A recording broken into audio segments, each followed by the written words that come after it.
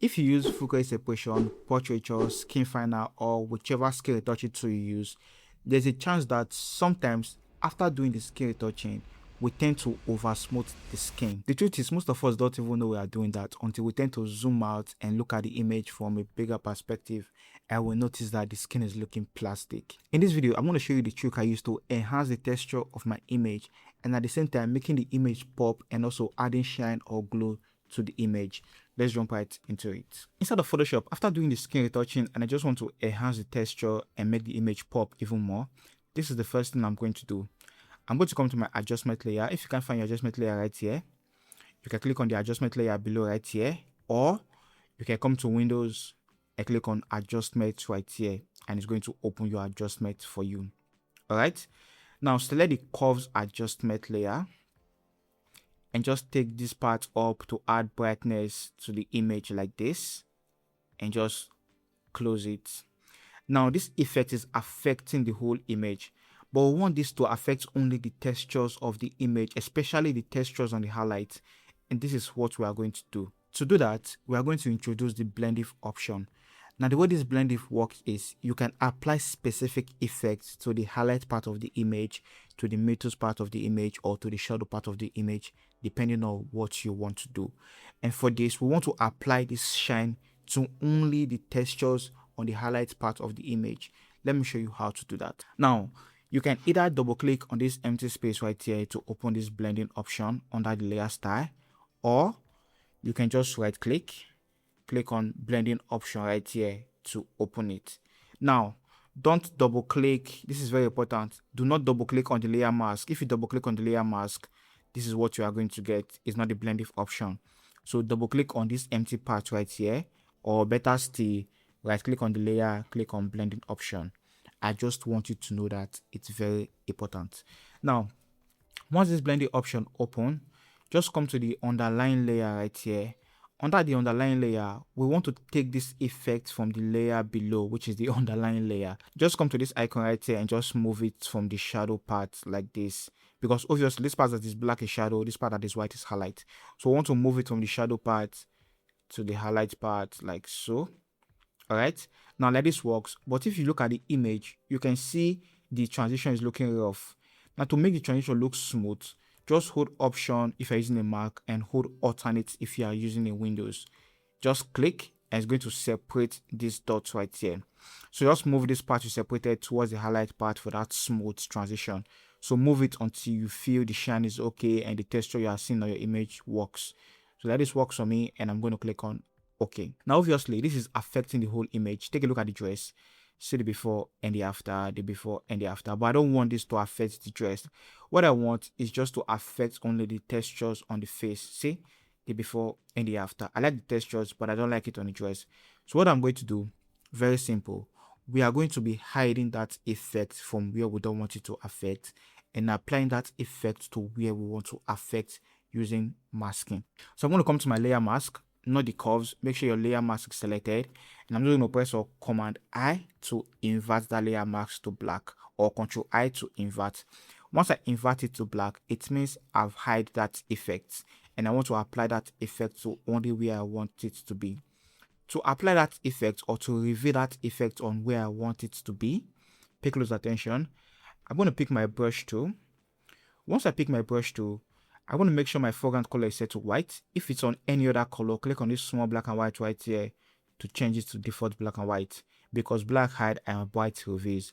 Since we want to reveal, make sure your foreground color is set to white with your normal brush tool selected. Now, make sure you're using a soft round brush as well. Very important. Opacity 100, flow 100. I'm not going to zoom in and just paint that effect on where I want it to be like this. So I'm going to paint it on the textures basically, just to enhance the textures and at the same time making the image pop. All right, so like this works for me. Let's see the before and the after. Take a look at the image right now. See the before and the after. See how good it is, the before and the after. Now if you feel the effect is too much, you can just come to the opacity and just reduce the opacity a little bit like this. All right, so that is the first thing I'm going to do.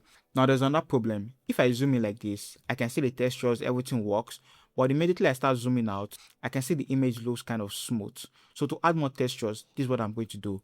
I'm going to come to my action and I'm going to click on frequency separation action like this.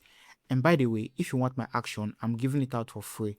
All you have to do is pause this video right now, go to the description below of this video, download the action, come back, like this video, and also share this video with a friend. So once you download the action, you are going to get this frequency separation action inside for free as well. So for this image, I'm going to use the Gaussian blur radius of 6.4 and I'm going to click on OK. You can see we have the low frequency brush here, high frequency copy too.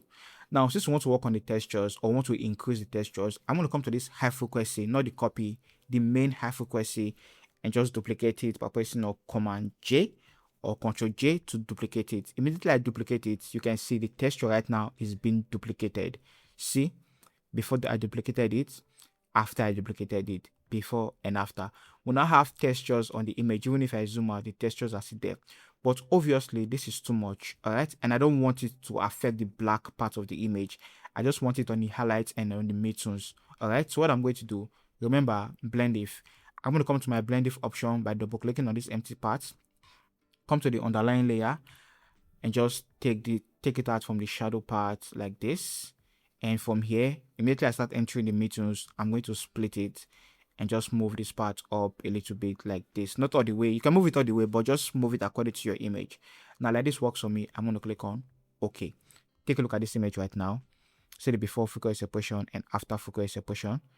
The before and the after. Even if I zoom out, you can still see the textures, the before and the after. And if you feel it's too much, you can just open the frequency separation group, come to this high frequency separation copy, and just reduce the opacity until you feel it's okay. Like this works for me. So let me just group it so you can see what we've done for this image. So this was the original image. You can see how flat or how dull it is, and the after, the before and the after.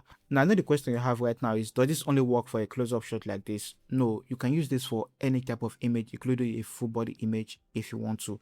Now let's try the same thing for this image right here. So if I want to add textures to this image, remember the first thing I'm going to do, come to our curves adjustment, just take the curve slider up. Do this with me, come to your blend if option, move this part up, take it away from the shadow part, split it to make the transition look soft or smooth, like so. Select the layer mask, invert it, pick your normal brush tool, very simple, very straightforward, very easy, and just paint on where you want that effect to be, like that. All right, now like this works for me. See the before and the after. To add the textures to the whole image, I'm going to come to my action, click on frequency separation, and just use the blur radius of 6 for this. Click on OK. Then select my high frequency, duplicate it by pressing Command J. You can see the texture is all over the place right now, but I don't want it to be on the shadow part. I want it to be on only on the highlights and the midtones. So I'm going to double click on this blend if option, remove it from the black part like this.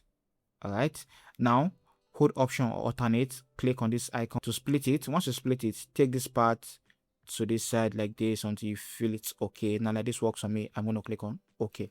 Now for this, I'm not going to be adding a layer mask. What I'm going to do, I'm just going to reduce the opacity because I feel it's too much, because see the before and the after. I like the way it's affecting the whole textures, but I'm just going to reduce the opacity a little bit like so. Now you can see how good this is. See the before and the after, the before and the after.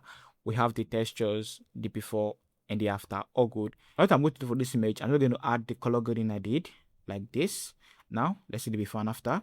See the before and the after, the before and the after. So you can see how easy it is. So if you have a flat image, this is how you can easily enhance the texture, the original texture of your image, and at the same time making your image pop. And if you want to learn how to create this cinematic color grading in less than 5 minutes, check out this video right here.